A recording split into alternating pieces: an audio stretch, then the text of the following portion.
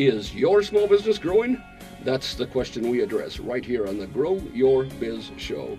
It's where we interview strategic entrepreneurs who inform and inspire you on your solopreneur or small company journey. Thanks for joining us on this episode of the Grow Your Biz Show. Hello, we are here with Eric Crouch of Crouch Recreation here at their offices in West Omaha. And this is episode number 67. I'm Paul Madsen, the host, and Eric, thanks for having us in your office. You're welcome, Paul. Nice to meet you. Nice to see your surroundings here. Eager to hear more about Crouch Recreation, so thanks again. Yep, you're welcome. Yeah, well, I'm going to just jump right in, Eric. We're going to learn more about your background and your history as we go along, but on the front end, I'd just like to ask you, Eric, what business is Crouch Recreation in? Yeah, well, we're in the business of selling outdoor recreational equipment and bringing communities together. Bringing communities together. Well, that's a great answer because it's, to me, you see a lot of playgrounds, but it sounds like your philosophy is you have a playground for a reason. Yeah, we certainly do. I mean, there's a lot of reasons why, early childhood to elementary school. Now we're even seeing a lot of teenage playgrounds that people are wanting to build just to get a new demographic, but we enjoy doing what we do, and we've had a lot of fun now in 15 years. Well, that's 15 years, so that's a long run of it. So, okay, but and that whole thing about bringing communities together, I think that's really important in today's age because people get so isolated out there, don't they? Yeah, and they sure do. How does a gathering place like a playground help them to get beyond that? Well, there's many reasons. One of them is just, based on my background, I'm one of those active people. I like to, be out in the community doing things, but exercise is an important part of, should be an important part of your daily life, especially when you're younger. Yes. So promoting a healthy lifestyle with kids being active and providing them safe playground equipment and fun playground equipment they're going to spend time on, and for the end user, something that's quality that will last a long time. Well, that's important, I'm sure. You don't want playground accidents to come back to the manufacturer or the installer or anything like that. Well, that's interesting. You kind of answered my next question, and that is, why are you in this business? I mean, you have a sports background, athletic background. You graduated with a degree in what? Exercise science. Exercise science. Nebraska, yeah, okay, the University of Nebraska. And I guess you've had a lifelong interest in sports, obviously. Is that what gets you going to get these kids out there and get them active? Well, had a fun football career, and that had to come to an end at some point. So you have to move on, and you're looking at ways to, what do you enjoy to do? What do you have fun doing? How can you support your family? And this business became available. A family owned it from 1966, the Churchich family. Okay. And wow, they've got a legacy here. They've been in the park and rec business a long time. Have spread out to other parts of the country. Their family is also involved in many other states. So for me to be involved on a daily basis with athletic directors, principals, early childhood directors, superintendents, architects. I mean, every day in this business is different, and we do something different from one day to the next. But I really enjoy the customers that we have. Yeah. They're great people. Sounds like quite a variety, and sounds like right up your alley as far as active lifestyle, not for you, but for everybody else as well. We want them to have fun. When they're having fun, they're usually out there being active. Well, that's it. Who's not having fun on a playground, right? Even I have fun on the playground. Well, that's what it says, play, right? It's about that. Well, that's great. Eric, there are lots of companies that are your competitors out there. How is Crouch Recreation different from those companies? Well, we like to pride ourselves on customer service. And, a lot of times in businesses, a piece of wood's a piece of wood, a piece of steel's a piece of steel. I mean, everybody's got a niche. Or similar product lines, and how do you differentiate yourself? And that's just when a customer calls, you pick the phone up. When they have bids and timelines, and you try to meet those timelines and work through. Nothing's going to be perfect, but if you're there to work through those issues with them, and if you communicate well with them on the front end, typically a lot of your projects will come out in a positive way. So just the customer service aspect that we have. Yeah. We have a nice staff here, 7 people that are working. 6 out of the Omaha office. So we can help our customers when they call. Well, and it sounds like you have that family orientation too. Your co-owner, Nicole, of course, your wife, which works. What does she do in the business? Yep. Well, she's the real boss. She does. She does everything. Yeah. She does quite a bit. She's a real important role in our business, from designing playgrounds to running the books in the company, and putting in orders, and so she's got a big role here. Lots of things to balance, and so I hear that your answer to my question is the customer service, the up close and personal treatment, the family oriented focus of it as well.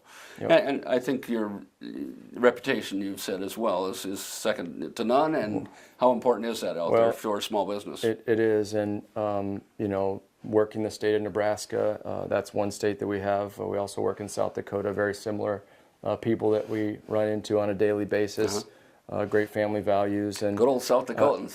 But good friends, yeah. Exactly. But when you are doing business with, there's not millions of customers out here, right? There's your few solid good customers. You've got a few cities that have over 100,000 people in both these states. So they're the customers that are buying from you and all their school districts and municipalities and park and rec divisions. So you want to treat your customers like they're a lifetime partner of yours, and that whenever you show up, that they'll shake your hand and they want to buy from you, or they trust you. And so that's kind of the goal, is when we're going out to meet with people, that we educate them. It's not always like a hard sell. I mean, they know what our business is. Once we get a chance to explain it, maybe they didn't know about a certain product line or something that we're starting to work with, but they're always open to listen and let us in and explain what we do. Sure. Well, and that's all about what you just said. When a customer gets to know, like, and trust you, that opens the door, and everybody can price something similar, and there can be a race to the bottom of who's the cheapest, right? Oh, yeah. But it does come down to that reputation and that know, like, and trust factor, doesn't it? Right, absolutely. I mean, you're not going to win every project. No. I mean, price is a factor. Really, it's about just getting to know your customer and seeing what their needs are and what they value most. Some are different. Your customer, Western Nebraska may have a different idea on what they want versus the Eastern Nebraska customer. Good point. So one may be more price conscious, one may be in it for the service. So there's a little difference there, and you just got to find that out at the beginning. As you talk about your customers, I'm thinking, what's the smallest, not municipality or school or entity, that you've done a project for, and what's the biggest? Well, we work with a lot of schools. Like, our main marketing customers are to park and rec divisions. They are public schools, private schools.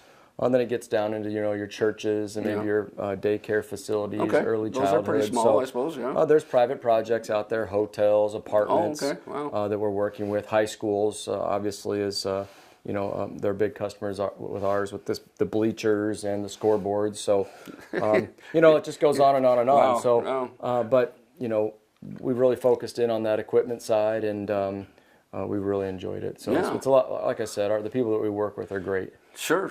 Well, that's a great variety. I'm sure it keeps it interesting for you. Okay. Well, that's great.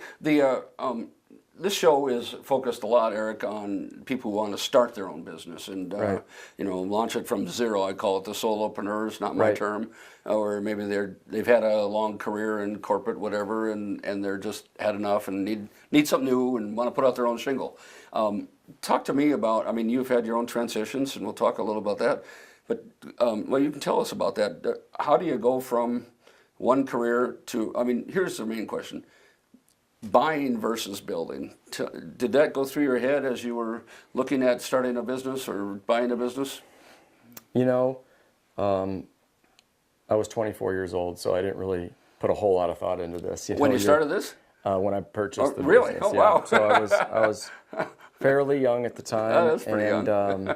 It was a I little, guess I didn't a do little the math. risky. Yeah. But it was one of these things where sometimes you just don't want to pass up the opportunity. And when I shadowed the previous owner for about 3 months, really enjoyed what they did and the people that they work with and kind of the daily part of talking to people and getting to know them. And as you can see, I mean, the projects that we build, you get to see them afterwards. Yeah. You get a chance to look at them and say, wow, that was a Yeah, nice yeah, project. it's a tangible thing. Well, we know we had a big part in building it, designing it, and from the beginning to the end. So, You just reminded me of my father. Yeah. I remember as a kid, my father processed loans forever and fed our family just fine doing so. But one time we were driving down the road, and I was a kid, and he says there was a new house that popped up, and he said, "Look at that! Imagine building that house." And so what? He says, well, that's something that's tangible, something that's right there, and something that exists forever, pretty much. And I never really thought of that. And Right. and you're talking about that satisfaction with schools and with parks and with cities and all that. Every town you drive through, it's amazing. Playing on playgrounds, you don't drive down the street and look at one, even when you're younger. Yeah. You don't. Now I see them behind buildings. You see them everywhere. You just know where they're going to be. You kind of anticipate they're going to be there before you even come across them. But Sure. Back to your question of building and versus buying, we just had the opportunity, and a family that was prior to us they did a tremendous job in the community, and they got out millions of dollars of equipment in our territory. Yeah. And so we've a big part of our business is the service side because of the parts. We get called, on a daily basis, I bet, yeah. and we've got people hired specifically for replacement parts or quoting the parts, going out taking pictures, helping you get the right parts. Sure, those are that'd all be important. Yeah. Those are all important things, especially when you're talking about shutting a playground down or something being non-compliant, or a bleacher or scoreboard's not working. So you do have that customer side that's like I've said before, is really what is different with our company. Yeah.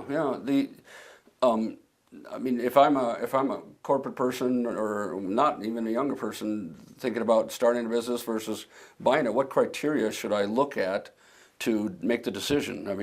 I've had a Blake Martin on the show, and he is a franchise expert, and he helps people find franchises, and he says things like, a franchise is a proven concept, and obviously there's investment on the front of that, whereas starting something from scratch is, some of them last 5 years. Right. Not most of them don't. Right. I think it's what important. criteria did you use to make your decisions? Well, again, you're 24 years yeah, old. I didn't use much criteria at that time. It's like, okay, this sounds good. Let's do it. But I'd recommend that people take a look at something similar. Go talk to somebody that owns a company that may not be the exact same thing. Or I'm not saying go talk to your competitor, at the potential competitor. What I'm saying is something similar, just to get an idea of what kind of commitment are you talking about here? What are going to be some of the challenges with a business that you might have on the front end? Obviously, it's going to be important to get some good financial statements and tax return information for the previous maybe 3 or 5 or 6 years, how many they're willing to share with you. So, those are important things because running a business is important. You want to do things right. You want to, for me, I want to do it on the up and up. And we've had several audits, and we passed them all flying colors. Terrific. And you're going to be audited at some point, so that when the time comes, you want to be perfect. Sure. Well, at 24, I'm impressed that you had. I know you're. Well, tell, in case this goes out to some place has been under a rock and doesn't know you. Tell about your transitions at that age and what led you to decide that you had to have a business in your back pocket. Yeah. Well, I think it's just a matter of finding something that you think that you'll enjoy doing or that you have some interest in already. And like I said, my background with my exercise science degree was always being active. Love the outdoors. And sometimes you kind of wonder, well, do you have the right business? But for me, I think this is a perfect business for me because of the things that we do outside, keeping people active, and we had a chance to get to know our customers and our community. I've had a great time. One of the benefits that I didn't think about on the front end, and you start to realize, geez, this has been a pretty nice thing for me, is getting to know other parts of the state, people in all, like smallest towns, like from a town of 100 people to a town of, more people here in Omaha that you never thought you'd get a chance to work with. But you get to know their community, what they do, what they bring to the state, how important their area of the state is to the overall, well-being of Nebraska. So that's been a lot of fun for me. obviously with my football background, getting back and kind of giving back, I've ran into a lot of, Husker fans along the way. Sure, and, sure. They knew who I am. If they didn't, it was not a big deal, but it was always just great to be able to say thank you to them for being such great fans. That's a neat attitude. Tell, in case someone doesn't know, tell us about your football background briefly. Well, I graduated at the University of Nebraska 2001. Started for Nebraska as quarterback for about 4 years, and so I got to play in a lot of games. So my name was out there for a while, more than most, just because I started at a young age. Got thrown in there as a redshirt freshman and ended up playing 40-some games at Nebraska. Wow. And had a lot of fun. A lot of victories too, yeah. Yep, had great teams, great coaches, and so, with having that type of experience, I did meet a lot of people from around the state, but never got a chance to, they came to the stadium to watch me play, or watch us play. Short meeting, right. You're like, hey, we know you. Like, well, it's nice. Now, how do I get to know you? And say thank you for some of the things that you've done. And that just ties into community. And I think when people can, like I said before, trust you, and they get to know you, and because, that's it. We could have a great business here, but if they don't think I'm going to deliver the product in time, or if I'm treating them fairly, or if they're getting a great product, or if I'm going to treat them great through the process, then a lot of times, you already mentioned it, there's competitors out there, and they could go choose to buy from someone else, but and that's their choice. But what we try to do is educate them on our business and who we are. Sure. And again, you're not going to have all the business, and you probably don't want it all. No. Well, that's how change your business. We did. And working with your competitors, and you're all in the same business, and you're trying to help each other. So, having competitors that you have friendly relationships with is really important as well. Well, it takes a village, and collaboration is the new competition or something I read or heard somewhere. Well, along the way, 15 years, right? You've been doing this, and how long full-time for you? Full-time for me is, an interesting topic because I was playing football through some of those years. Nicole says, I can't keep that guy in the office. He's all running around somewhere. Coaching Europe or Canada. Doing some philanthropy work. But, that's one of the things about owning your business is that you have that choice, to organize your business in a way to where, you believe in the people that you hire to go ahead and do those daily jobs. Okay. However, it opens the door for me to go do other things that could help our business in the long run. So, you don't know who you're going to meet or what you're going to learn about them, and sometimes it ties back to your business and being able to help someone, even though you didn't really know you were. However, you're meeting people. I always say, people buy from people. Right. So getting in front of people and getting to know them and look them in the eye and shake their hand and provide them with that, like I said, experience is very, very important. Sure. Well, of those 15 years, I agree. Of the 15 years, I'm sure you've learned and grown. You've probably added lots of products and lots of services and things like that. What speed bumps have hit you where you learned a lot? What have you learned along the way, I guess? It's a big question. We could talk for hours probably, but in a nutshell, as an entrepreneur, people wanting to buy a business, start a business, what speed bumps did you encounter, and how did you beat them?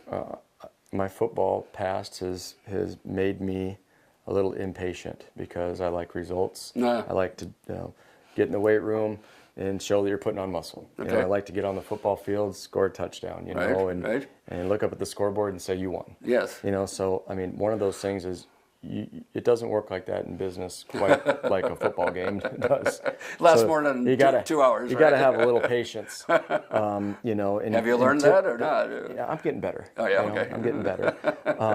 But one of the things is, typically when you go out and you purchase a business, you don't have the money to do it. So you take out a loan, or you find a way to work with people or partners to get that part of it done financially. Okay. And so, you're going to have some debt. And so you're always working towards to get rid of that debt. Mm-hmm. And when you do, it's like a happy, happy day for your company. Yes, but it means that, you didn't give up. Right. And that you were able to fight through some of those things. And, maybe we can get more into some of those, like hurdles. Every business has them. Yeah. Everybody has them, just in life in general, and there's no difference in business. Right. So. Well, what surprised you along the way? I mean, you shadowed the owner for 3 months. Right. You looked at all the financials. Yeah. But there were still surprises. What was the one that surprised you the most? I think the surprises is that, customers may be afraid to tell you no. And so it's one of those things where you feel like that you've done everything that you possibly could, and they end up buying from someone else. Don't you hate that? And you know what? And I think that's really, I think if you look at it the wrong way, you can get frustrated, you can get irritated, you can feel rejection, lose confidence. Right. But really, that's the beautiful part about what we do. I mean, that's what I love about my business, is because it's competitive. And so to think that you can't compete and have that same like energy and passion towards competition that you once had when you were playing sports in high school or even college or pros, whatever, right. And so you can still have that. And so that nature that you have as being competitive can definitely filter over into your business life, and you can learn a lot from it. Right. Well, and I think you hit it on the head. I'm sure patience, and the older I get, sometimes the more impatient I get. I don't know. I think I know more. And right. When we're really young, we think we know a lot. When we're older, we know a lot. But somewhere, because you're supposed to have it figured out. Yeah, right? Somewhere it's got to get it figured out. But it's just hard to do, isn't it? Yeah. Well, and how you brought a great point up. Okay. And is every day, you don't know it all. Yeah. And that's another thing that it drives you to wake up in the morning and come to work. When you own your own business, and I like having an office and really not working from home, because it forces you to get up, get to the office, and that's where you get your work done. And we talked about the patience thing, so that's also very important to think about. Sure. Yeah. As we wrap up, Eric, give us a quick summary of the diversity of products and services you have. I haven't really let you do that. Oh, sure. Well, I appreciate that opportunity. Our product lines are obviously the playground equipment. We have that age group of 5 to 12, and the age group of 2 to 5, and some pre-K. Splash pads is another thing that's gotten very popular among the state of Nebraska. They're starting to build those. Shelters, shades, bleachers, artificial turf, play areas, or a competition field. So scoreboards and site amenities, trash receptacles, benches, things that you'd see maybe as you're walking through the mall, or they're out in the park along a trail or something. So a good variety of products. When it comes to surfacing, lots of different surfacing options for inclusive playgrounds, which means all abilities can play there. Yeah, so you rubber mentioned there's handicap accessible is something you're focused on a lot now? Something that we focus on quite a bit. We've been asked by the city of Omaha, other communities out in Nebraska. You would be amazed at the communities that are very excited to see that this is the evolution of a playground, and where it's going is that you're involving all abilities, all ages. That's terrific. And when you get something built like that, it really does seem to be some bond to the community, bringing everybody together. And you do mostly business development is your main role here? Yeah, business development is my main role. I do get into the sales aspect a little bit, but as this business grows, I want the employees to grow too. It's been kind of the hard thing to do, is when you came in originally 15 years ago, I'm selling, but now I'm kind of moving out of that role a little bit more, making sure that the business is doing what it's supposed to. Working on the business, not in the business, right. As they say. There's a lot to that. Real briefly, where is Crouch Recreation headed from here? Yeah, I think that's a great question. I think that there's a lot of opportunity to build these spaces in a lot of communities that are maybe outdated, or schools that need renovation. So I see a lot of renovating of parks still that need to be done. Destination playgrounds that I think could be very important to communities. If they're looking to bring new people to the community for whatever reasons. Obviously, with today's day and age of video games and cell phones and electronics, I think the more that we build these places, I think the more active our kids are going to be, We always talk about having a problem with childhood obesity and diabetes, and just to get kids off the couch and outside playing and socializing with their friends, I think we've, we try not to miss that boat too much. So we want to promote these projects as helping those causes as well. Sounds like a good reason for being. So if you want to have your organization get involved with building its community, building it in a safe way, building it with American-made supplies and good reputation for customer service, Crouch Recreation is the place to consider for that. Eric, how do people reach you? Well, they can call our office here, 402-496-2669. Okay. They can email. They can just find us on the website. Our website's crouchrec.com. So just, your typical www.crouchrec.com. Perfect. Or if they see a park or a playground, they can take a look, and our information can be on that playground as well. So it's awesome. Eric, thanks again. Thank you. Pleasure to talk to you. That was a lot of fun. We'll see you next time on the Grow Your Biz Show, and see you then.